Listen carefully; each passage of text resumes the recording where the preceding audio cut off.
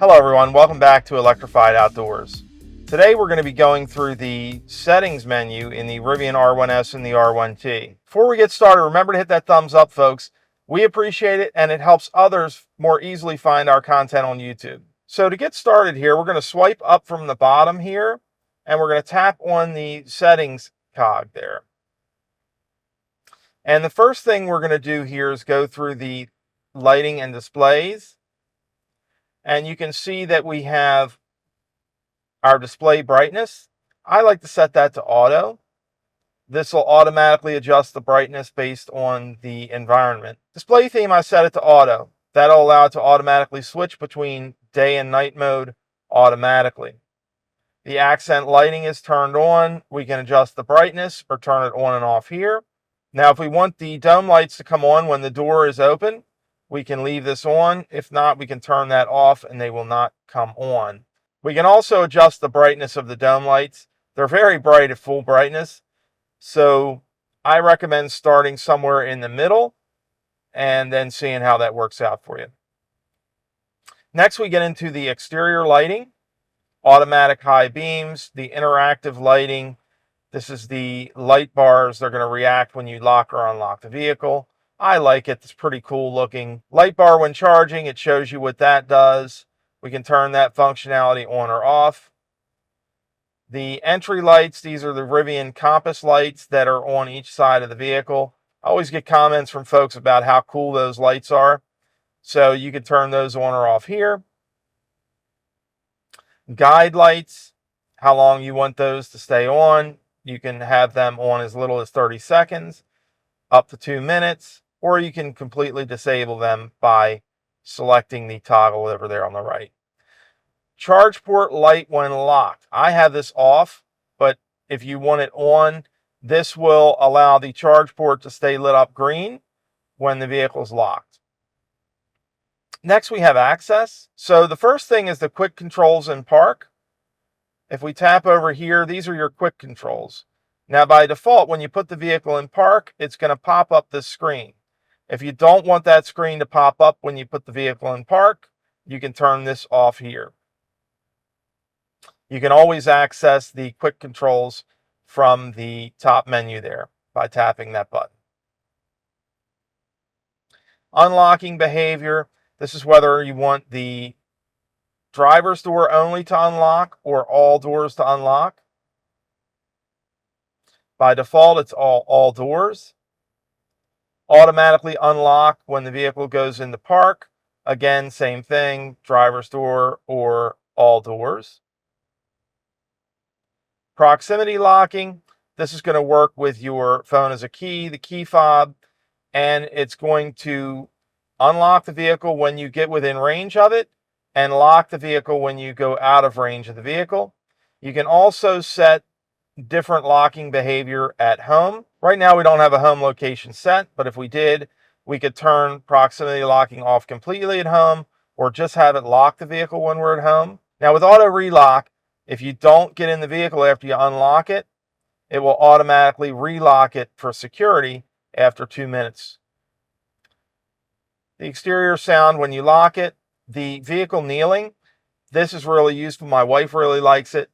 When you put the car in park, it lowers the vehicle to the low ride height, so it's much easier to get into and out of the vehicle.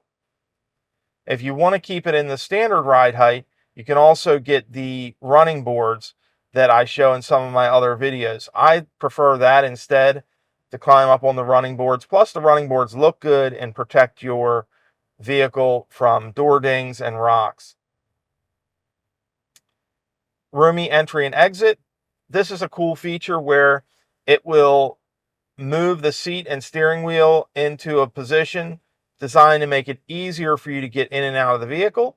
And then when you put the vehicle in drive or put it back in park after you're done, it moves it back into that position so it's easier for you to get out. Side mirror auto folding, auto unfolding, rear view and side mirror auto tinting. This is going to make it so you don't get blinded by headlights of vehicles behind you. And then power hood operation. Next, we have Driver Plus. The first option here is one that I really don't like. It automatically engages cruise or highway assist at the set speed limit. Now, for example, if I'm on a highway going 70, I may not be going 70, and I may not want it to engage it at that speed because then it'll immediately start accelerating. So I turn this off. Forward collision warning. You have early and normal. Automatic emergency braking. The lane departure warning, I haven't tried that for a while, but it was very, very sensitive, so I typically leave that turned off. Now, the blind spot view is a cool feature. When you put your turn signal on, it will show the blind spot camera.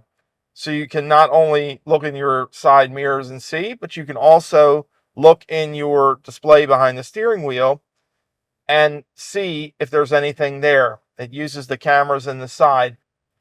Blind spot warning, these are the lights in the side mirrors that light up when there's something in your blind spot. Parking assist, so play audio when objects are detected. Rear accessory mode, this disables some of the sensors. Automatic cameras, rear traffic warning, automatic high beams again, and regenerative brake assist. This is something that's fairly new, and when regen is limited, like if the battery's at a high state of charge or it's very cold outside, it'll actually blend in the regular friction brakes to give you predictable behavior when you let off the accelerator. I like this turned off because I want to preserve the brakes as much as possible. And that's going to be pretty much it for Driver Plus. Next, we get into units. This is very simple. We have a 12 or 24-hour time format. We have a selection of whether we want metric or imperial. And then we can select individual settings for speed, distance, weight, temperature, and pressure. And this is the one that I set right away. This is the range in the driver display. Typically, it just shows you how many miles it predicts you have. But I like to show both the predicted range and the percentage of battery that you have left. So I've selected both here. Next, we get into updates. Now, we do have the option to automatically install updates. If you don't have that turned on, you'll be prompted and you'll have to tap to install the updates. Now, I typically prefer to leave the automatic updates off because they take a while to install. And if I have to go out in an emergency, I don't want to have my vehicle disabled because it's installing an update. If you do turn it on, you can select the time where you want it to install the automatic updates.